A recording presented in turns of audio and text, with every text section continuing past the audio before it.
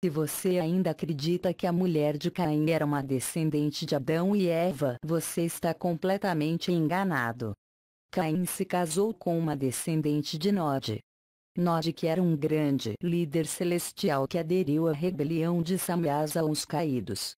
Olá, eu sou Shaul e direi agora algo além do véu, a história da Bíblia sobre a mulher que Caim encontrou logo depois que deixou o segundo jardim.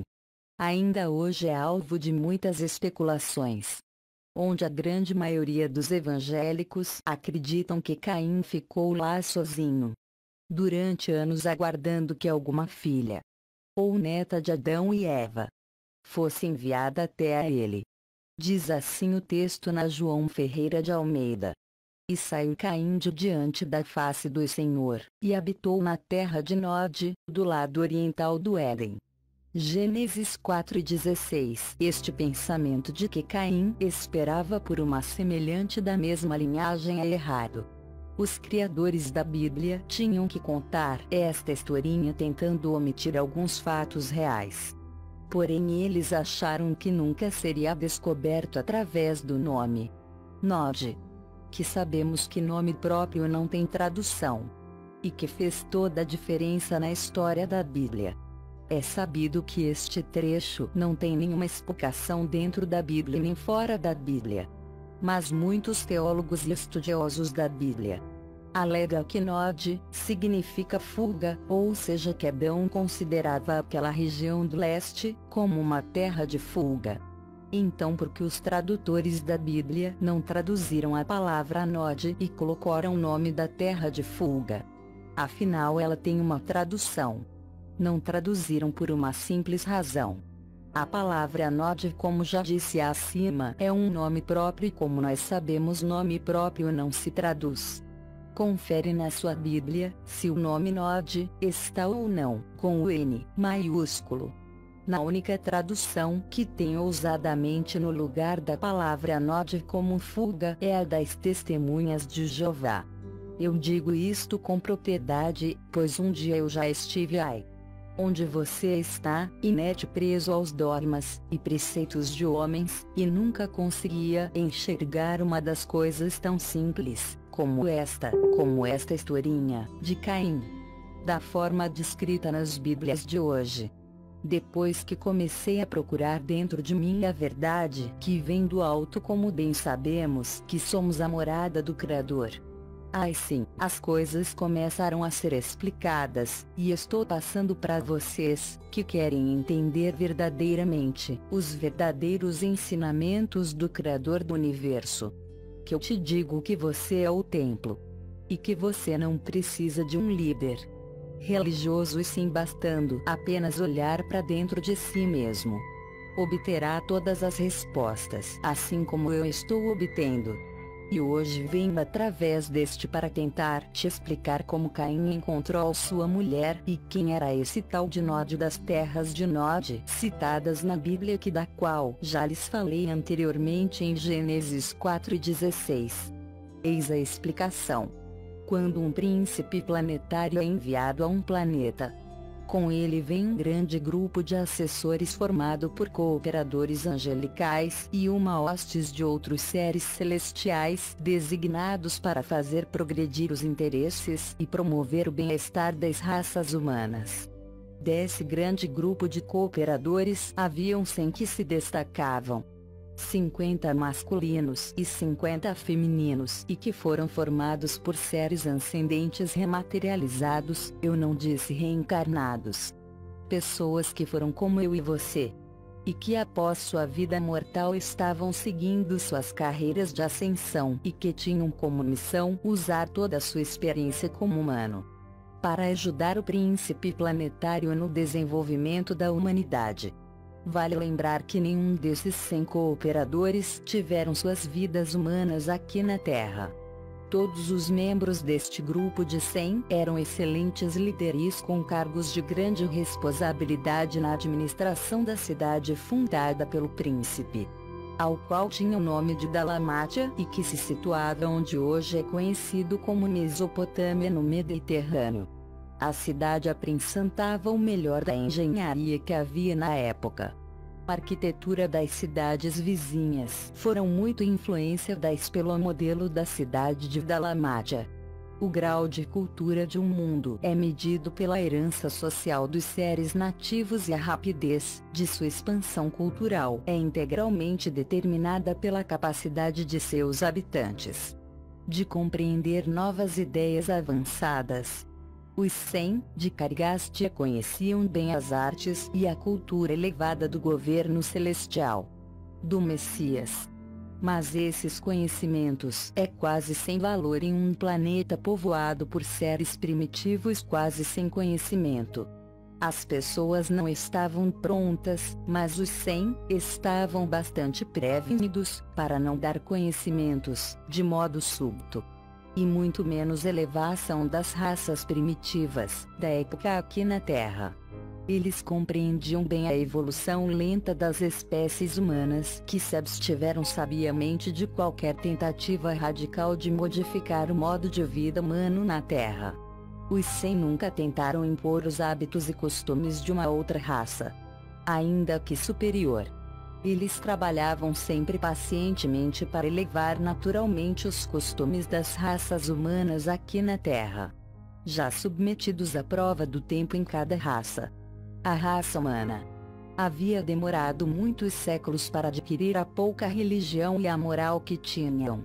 E esses supra-homens eram por demais conscientes para tirar da humanidade esses poucos avanços, criando confusão que sempre resultam quando seres esclarecidos e superiores têm a intenção de elevar raças atrasadas dando-lhes ensinamentos e esclarecimentos excessivos. E o futuro da humanidade da Terra foi glorioso? Não. Não foi. Assim que iniciou a rebelião de Samyaza, Dalamátia tinha uma população residente de quase 6.000 habitantes. Este número inclui os estudantes regulares, mas não inclui os visitantes e os observadores, cujo número alcançava mais de 1.000. Hoje não dá para se ter uma ideia do progresso maravilhoso daqueles tempos. Praticamente todos os benefícios ganhos pelo povo daquela época ficaram no esquecimento, depois do erro catastrófico de Caligastia.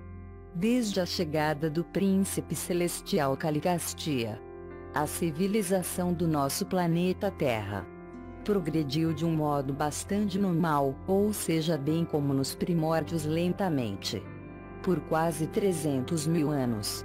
E toda a história após foi modificada por causa desse erro, e também pela posterior falta de Adão e Eva, ao descumprirem sua missão planetária. Durante os 300.000 anos, Caligastia havia atuado como encarregado administrador da Terra. Quando Samyaza, o chefe dos 200, fez uma visita periódica de inspeção, que só para esclarecer sobre suas aparências físicas, não é como o cristianismo ensina, como sendo seres de chifres e de cor avermelhada, e nem são feios, ao contrário. Eles são seres de luz, filhos do Criador. Durante sua inspeção, Samyaza informou a Caligastia que Rassatan propôs uma declaração de liberdade. Rassatan estava rebelando contra o Criador neste período, e pela situação em que se encontra o nosso planeta, hoje sabemos que o Príncipe Celestial concordou em trair o nosso planeta, aderindo à rebelião e posteriormente se declarando Deus da Terra. No ato dessa autoproclamação, um dos 100, com o nome de Van, assessor de Caligastia e presidente do Conselho Supremo de Coordenação Tribal, foi extremamente contra, persuadindo aos demais assessores a não participar de tal plano de Samyaza, até que aquela notícia pudesse ser levada a Rassatan, o soberano do sistema. Todos os assessores concordaram com Van e aguardaram uma resposta por parte de Rassatan. E quando esta resposta chegou, veio com ordens que proclamavam Caligastia como o soberano absoluto da Terra. E sendo assim, todos teriam que obedecê-lo. Deste dia em diante, a comunicação com o governo celestial foi cortada. E o nosso planeta Terra ficou completamente isolado. Dos 100 assessores de Caligastia, 40 se manteve leais aos planos do governo do Messias Yahushua, sendo liberados por Van. E os demais 60 aderiram à rebelião, sendo que o seu líder dos 60 ficou sendo Nod. Depois de algum tempo, os 60 que se rebelaram perceberam que tinham sido rebaixados ao status de mortais do reino. E como estavam condenados a sofrer a extinção por morte mais cedo ou mais tarde, estes seres supra-humanos recorreram imediatamente à reprodução sexual com os humanos da Terra. E os seus descendentes ficaram conhecidos por muito tempo como Noditas.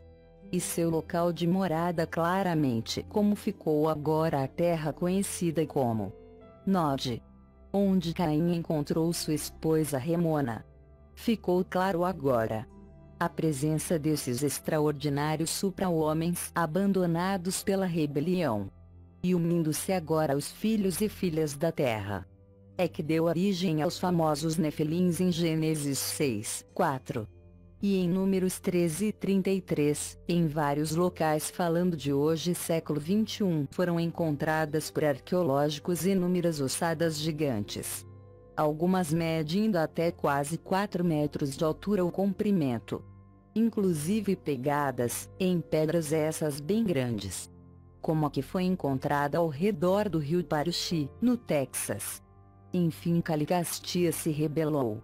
Adão e Eva cometeram um erro. Mas nenhum homem ou mulher teve quaisquer ligação ou sofrerá algum tipo de punição devido aos erros desses seres. É claro que todos pagamos um preço altíssimo por viver aqui na Terra devido a todos os erros destes seres. Mas o bem-estar no futuro de nossas almas só dependerá de cada ação individual, mas não por razões dos erros do passado. Os nossos heróis, Van, o inquebrantável, e Amadon, o seu fiel assessor, permaneceram na Terra até o tempo em que construíram o primeiro jardim do Éden para Adão e Eva.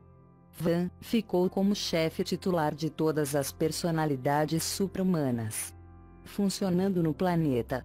Eles foram sustentados durante mais de 150 mil anos pela técnica da árvore da vida, em conjunto com a administração de vida dos Melquisedeques.